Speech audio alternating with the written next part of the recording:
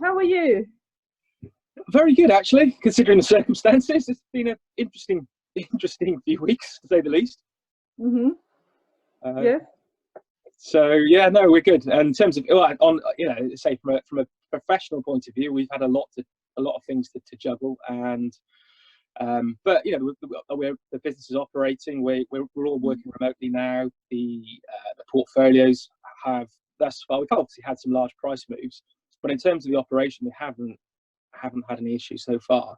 And I'm sure many others are in the same boat as us. They've gone from a fully office-based environment to a fully remote environment in a time frame that is extremely accelerated, which most people's, I dare say probably almost everyone's BCP plans weren't geared up for. So everyone's had to very, very rapidly train people, deploy technology, and we've had to do the same. So our IT and support functions, I can't thank them enough for what they put in place in the last weeks, days and weeks. And so we are now operating pretty efficiently remotely, which we could not have done 3-4 weeks ago. So it's been a huge Herculean effort from the team.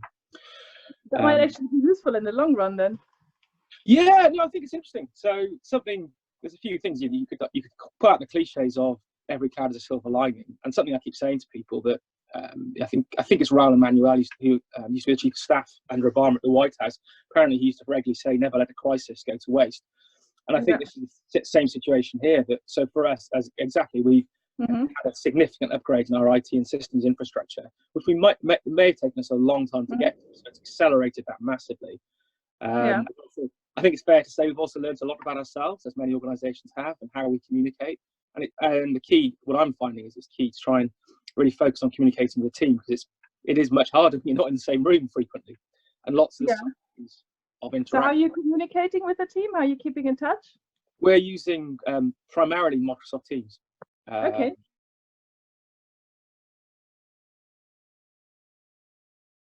Across the world, many organisations are using things such as Teams. It's not the only solution, obviously.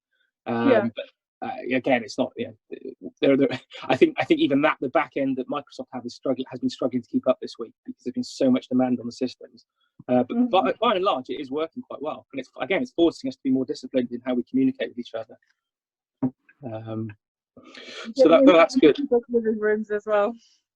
Yes. Well, it's finding the time with the children and all the other stuff that you have to deal with when it's disappeared, the normal support functions that you have in the past. So you mentioned a little bit about how you're managing operationally during these times. So that's been quite a challenge. And interestingly, from an investment point of view, I mean, we talked actually not so long ago, we mentioned a little bit the prospect of a crisis, but I guess it was always difficult to plan for this. Nobody could have really foreseen this.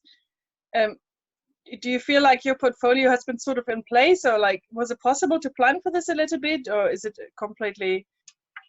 Depends which part of it. I think, were we planning for a pandemic type environment that meant we were all working from home? No, we weren't.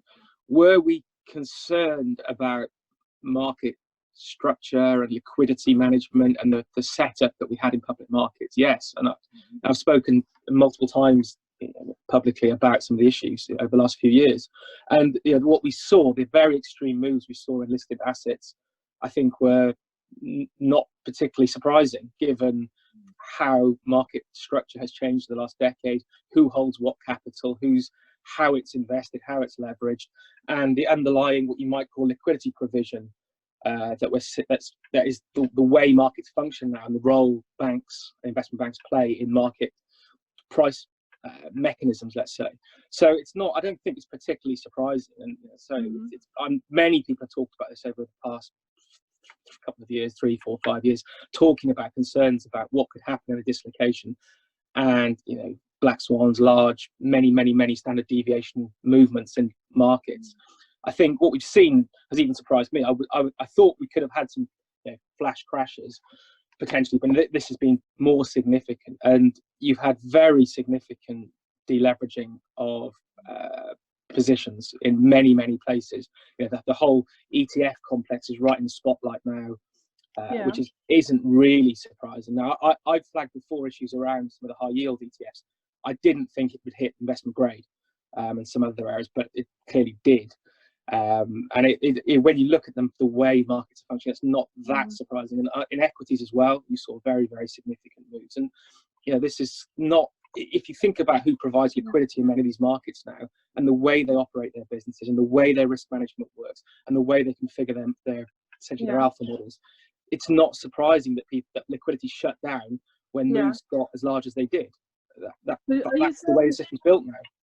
Sorry, just to clarify, are you saying ETFs have improved or deteriorated liquidity provision? I would imagine it deteriorated, or?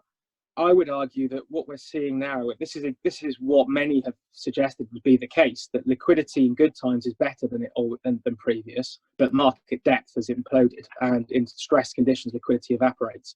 And the reason for that is that previously, I think you had banks and others playing who could use balance sheet and would stay in the game and were able to warehouse significant amounts of risk. Now, the banks can't really warehouse that much risk at all. Balance sheets, there's a great chart that's been doing the rounds for probably a decade now of the amount of capital broker dealers hold versus the amount of fixed income daily liquidity vehicles there are. And it's gone from, I forget the exact numbers, but it might have been 3 or 4 to 1 ratio securities capital deployed to market making capital to 30 to 1 or something like that. It's changed massively. So the banks aren't really there being able to provide the liquidity they could because of regulatory change and constraints on their balance sheets. So a lot of the liquidity is now provided by, call it hedge funds, high frequency trading and others. And many of those businesses run themselves in similar ways with similar risk management protocols, and essentially are able to, when they don't like the opportunity set in front of them, just to shut down. So it means that when markets get stressed and you can't forecast what's happening, significant amounts of liquidity disappears and people just back away, which is what happened. It's more like proprietary traders, you could almost say, like in a way, or just basically liquidating whatever is the most liquid rather than thinking about. Yeah, and that's what we saw. And if you saw through as this unfolded, you could see that some of the conversations we had internally, that early on in equities, it was the very liquid flow names that moved the most. Well, that's completely understandable, that when you had large top-down liquidations of people trying to shift risk off, they'd be using index positions, derivatives, potentially ETFs.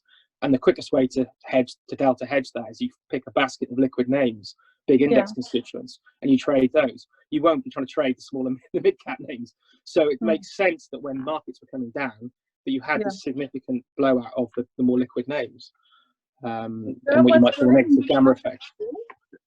Is that what's driving these massive swings that we've seen in both in stock markets and in bond market yield? Well, like there's been a lot of volatility. Sure, it's been huge volatility, and I'd say that the way I've been framing this for our clients is to say you've got to think across time frame and across call it factor driver. So very simply, you have short term and long term, and you have sort of what you might call technical stroke sentiment factors, and then fundamental factors. So part of the move is a fundamental repricing over the long term to what you could argue is more a shift in outlook, whether that be concerns about interest rates, inflation, or fundamental damage from the virus to the long-term prospects of the economy.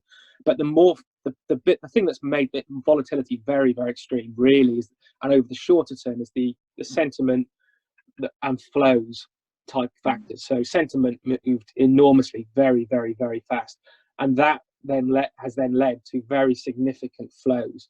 And you have this essentially feedback loop, which many have talked about, which is as volatility rises, you have many risk management processes or volatility targeting processes that respond to that input. So that many processes now are conditioned on a large number of market-based factors. So as market-based factors move, they then have to trade or move their books. So as volatility rises, it tends to lead to selling of risk assets. People have pointed the finger at risk parity programs, which I think is potentially reasonable, let's just say. And as volatility's risen, many risk parity programs have had to deleverage significantly, which has led to wholesale selling of pretty much every asset, including fixed income bonds, which then is self-fulfilling, because the more they sell, the more volatility goes up and the more they have to sell. So it becomes a self-feeding loop. And they're not alone. It's not just risk parity. There are many others as well. There's clearly been huge deleveraging in the hedge fund space as well in the last 2 weeks, 3 weeks across fixed income and equities. So there's some there are some pretty ugly numbers out there. And that's then led to more volatility, which has led to more selling. So it is almost like a self-feeding loop. And but that selling, I'd say, I'm not going to say it's done, but that is a very short-term liquidation and flow-based activity. Now the key is there probably will be further waves of selling at some point that other triggers are hit, whether that depending on where we go from here. So I wouldn't say the selling is completely done, but we've had that block of selling. Now it's people are trying to think about what the fundamentals look like. Yeah. Are they long-term impaired? So that's the way I would characterize what we've seen. There seem to be some really widely diverging views here as well, but maybe we can come back to that later. If we just go to LPP's investment portfolio, how have you been affected in the short term, and have you already made any changes to your portfolio as a result of the crisis? So coming into this crisis, crisis, it seems like a strong term, but I think it's fair to say you're not over-egging it now. Yeah. Coming into this, we had a more cautious view. We've had how do I put this? Our mentality is not to reach for yield. So whilst you've had 10 years or more since the previous crisis of broadly good markets, and essentially central banks providing a very strong tailwind, or the Fed's got your back. At the back of your mind, you always knew that valuations were consistently stretched. Things were many times priced for perfection. There's a lot of good news in the price. And the system, the liquidity concerns that I touched on, I've spoken about them multiple times publicly in the last few years, is you have concerns about what could happen in a deleveraging event, and this is what has happened. That's not to say we were broadly in line with long-term strategic asset allocation weights in our portfolios. We weren't overweight risk, but we weren't underweight. And the reason being that it's been very hard to. It's very easy to say the world's going to end, but how many times have people called for the end of the world in the last decade? And it's multiple times. And central banks kept pushing forward, and policymakers, to drive markets higher. And I think there are reasons for that. And the situation I think we find ourselves in, yet again, I find myself saying on multiple calls and to clients internally, is that something I wholly admit I didn't quite understand in 2008 was that when the problem's big enough, and the system is threatened, and politicians are threatened, and the societies are threatened, and the banking system and others, and major levels of employment, anything's possible. The rules of the game can be rewritten. It happened in 2008. It's starting to happen again. So things that you thought could not happen can happen, because the governments can rewrite primary legislation. They can do things quickly. They can go and dust off laws that haven't been used in 300 years to do things that some go, what? How does that happen? So, and this problem is big enough. The whole world is focused on finding solutions to the virus, whether that be vaccines or ways of building ventilators quickly. So, the way I'm thinking about this and with our portfolios is just trying to think, well, we have to manage the short term, we have to manage risk, and primarily for a pension scheme like ours, because of the structure of our liabilities, they're long dated. It's managing liquidity and making sure we have cash on hand to continue to meet liabilities in the short term. We have to manage the long term as well, in terms of funding levels, and manage the portfolio prudently. But we have a huge advantage relative to many other market participants, that we don't, we can absorb shorter term liquidity in the way that many others can't, and we are able to have that long term perspective, and we have a stable balance sheet in terms of managing the portfolios. So just to get on there, is that because of the demographic of your membership? Because you're still, as an LGPS pool, a relatively younger membership for a DB scheme, or? Yeah, it's multifold. We're an open scheme, so the majority of DB schemes are not open, and they're in. I would always characterise as two. If you're in the DB business, you're either in one of two camps. There's obviously some shades of grey, but really, if you're a closed scheme, you're in some form of end game runoff risk management business, trying to immunise the liabilities and get to some form of surety on meeting those liabilities with as much certainty as possible, as quickly as possible. If you're an open DB scheme like the LGPS with strong covenant, it's a little bit different, because you are a quasi-perpetual investor. So we're not in this endgame runoff scenario. Our liabilities, we have new members joining every year. We have incoming cash from new accrual. So we have to invest for the long term. So the duration of our liability is in excess of 20 years, and the covenant is strong from our from the stakeholders, from the employers. So it means that we can take that longer term view and invest. We are still managing more like an investor than a risk manager, if that makes sense. So it means that we can, if we see opportunities that are interesting and we have cash to deploy, we can deploy into them, rather than trying to find a way to, in a sort of LDI type framework, trying to find a way to immunize the liabilities as cheaply and as efficiently as possible. So that is actually an interesting point, because there might be buying opportunities around now if you're living on the assumption that you have a longer investment horizon, and previously valuations have been rather overpriced, to say as an understatement almost. So now you could actually say stock market valuations have fallen massively. So are there some buying opportunities around? That's the $1 million question. And I think the way I would characterize that at this point in time, I think there may be some interesting opportunities starting now, but I would be cautious. The reason being, I think that this year could be really interesting for some in certain pockets and some interesting areas. Clearly, assets are a lot cheaper than they were a month or two back, and there's an awful lot of bad news in the price. I wouldn't make the Herculean call of saying there's been a bottom or there hasn't been a bottom yet. What I would say is that I would be cautious. If you have excess risk budget, using some of it now, I can understand that.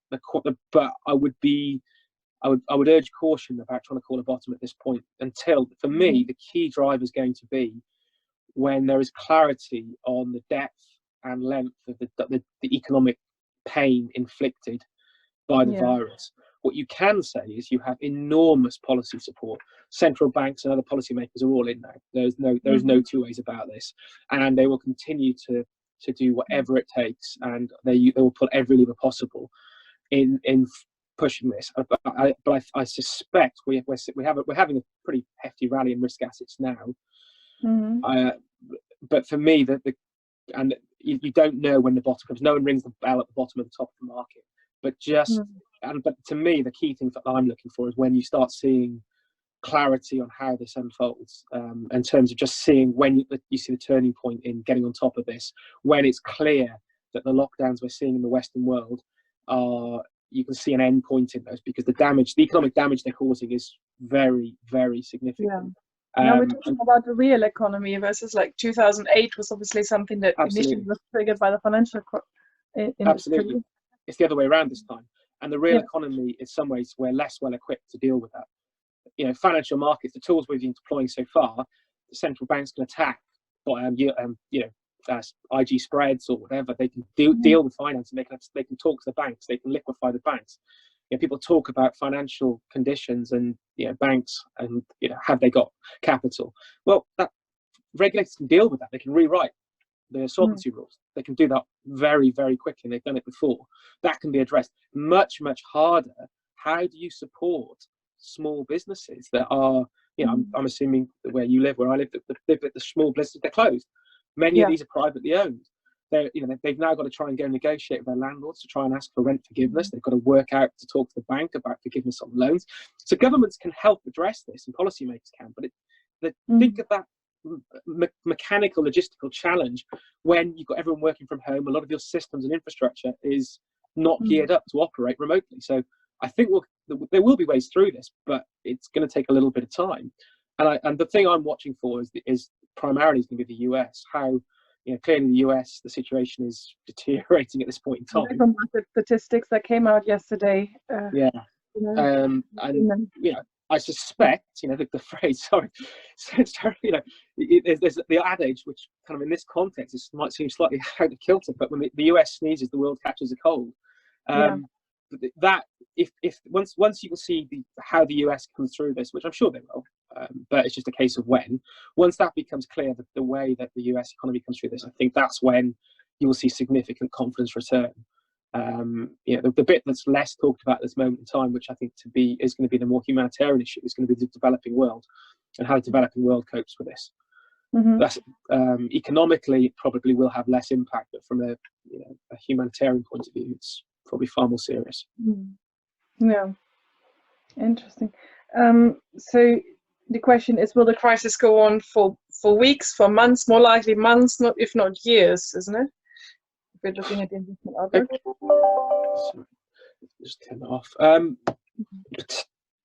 Potentially, my view would be that I think from a financial markets point of view, I think the fireworks we've seen, central banks have started panicking. The old adage, when policymakers and central banks start panicking, markets start relaxing, and central banks are piling in, as are policymakers. So I think the market fireworks, I think, will start to come under control. But that does not mean the real economy is going to. And I think that we're going to, and markets will clearly respond to how the real economy is evolving through time. I think that the real economy is going to face some challenges for quite some considerable period. So I'm not talking months, I'm talking quarters, hopefully not years, but years is not a zero probability event. So I did a little poll this week with our senior investment managers internally, just to get some views on how we're viewing the continuum of probabilities between essentially a V-shaped, a U-shaped, or an L-shaped recovery. And the way I would characterize it, I'm not going into the numbers, but it's the V-shape is looking less likely, the L-shape is not a zero probability, and the U-shape is somewhere in the middle. But I wouldn't discount the L, a protracted damage to the real economy as a zero probability. I don't think it's a central case at this point, but the risk is real and it is there. And I think a V-shape is far less likely personally. Potentially markets could give you a V-shaped recovery if central banks and policymakers are successful. But I think that we'll see the damage flowing through the real economy for some time now. Yeah. So in terms of, we talked a little bit about your membership, and that you're still obviously open and you relatively have a younger membership. But how will you manage liquidity and make sure that members are still paid in this situation? So that, to be honest, that is something we're very, very focused on, as are our stakeholders. Coming into this, we were holding significant liquidity in our schemes anyway. The market moves have, let's just say, moved that around a little bit, but thus far our schemes have ample liquidity to continue paying pensions.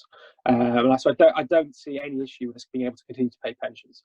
At any time, so that is we will ensure pensions are paid. It's the challenge. The challenge will be managing the portfolio behind that, and if there are any changes in contributions, whether there has been talk of contribution holidays and the like in different areas of the pensions world. So that is something we're alive to, and we will be adapting to should that come to pass.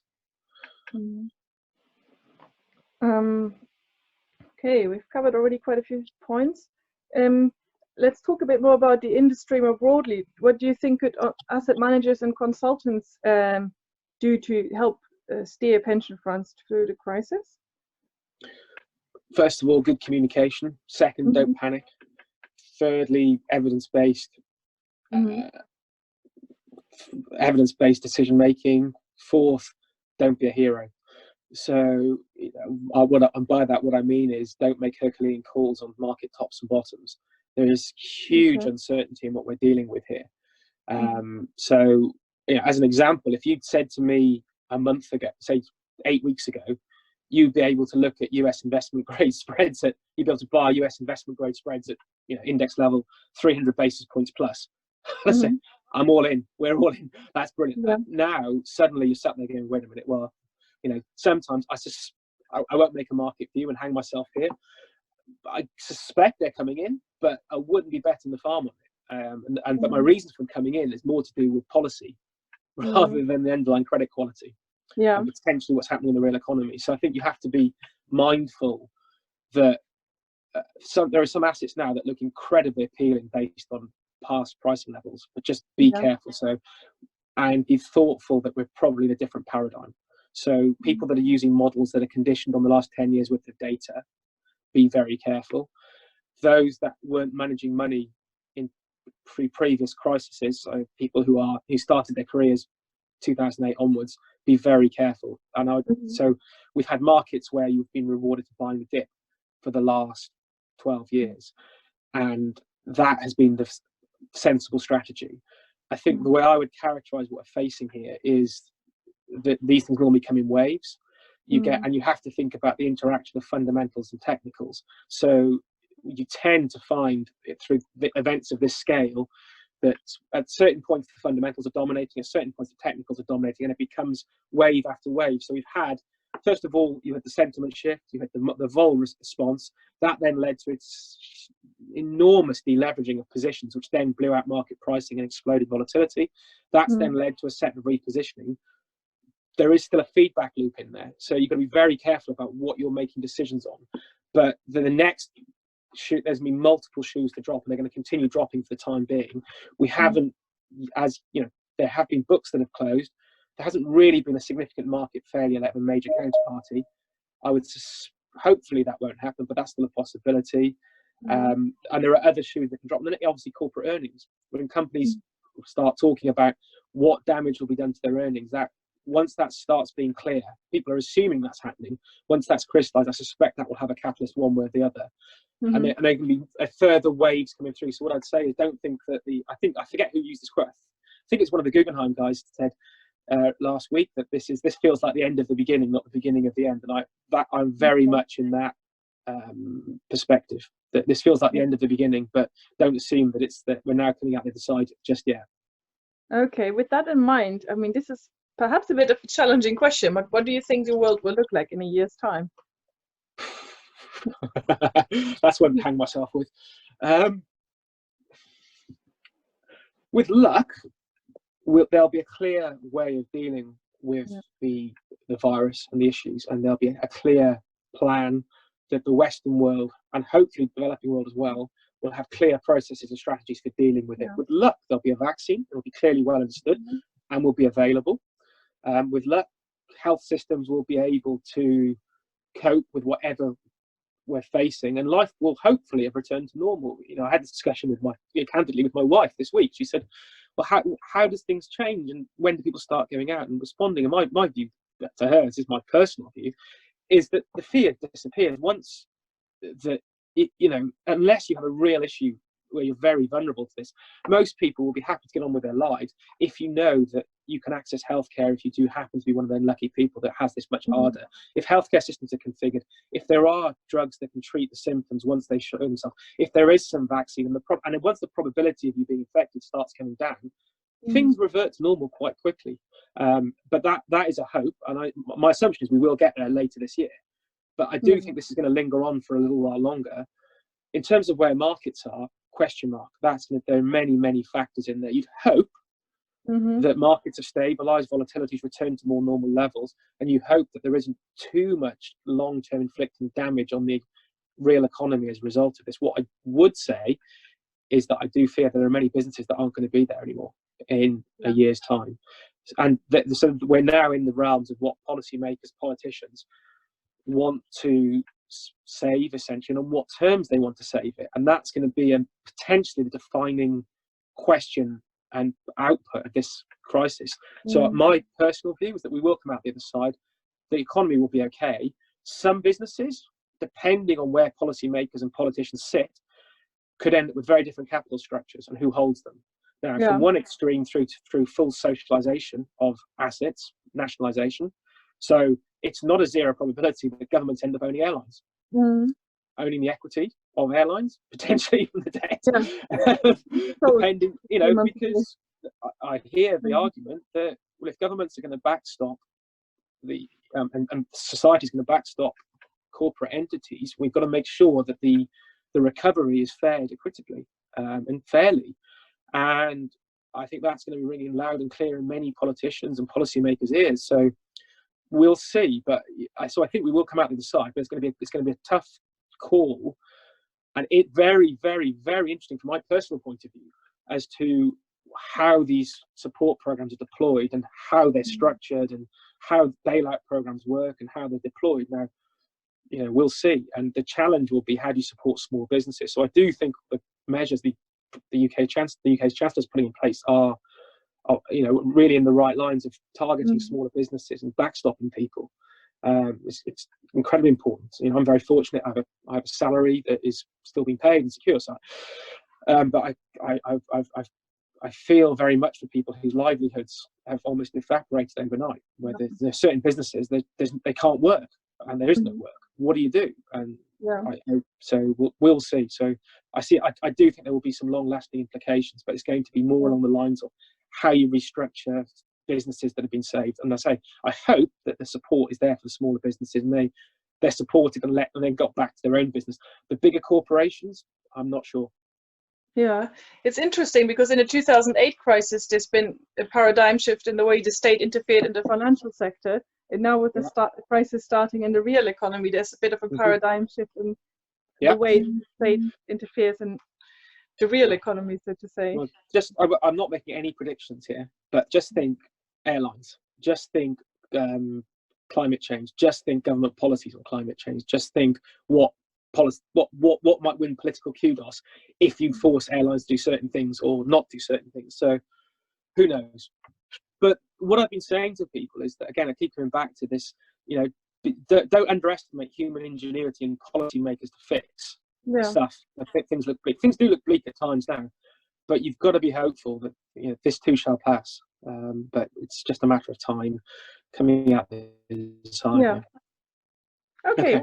Thank you very much for that, Richard. Thank you, man. Take care. Thanks.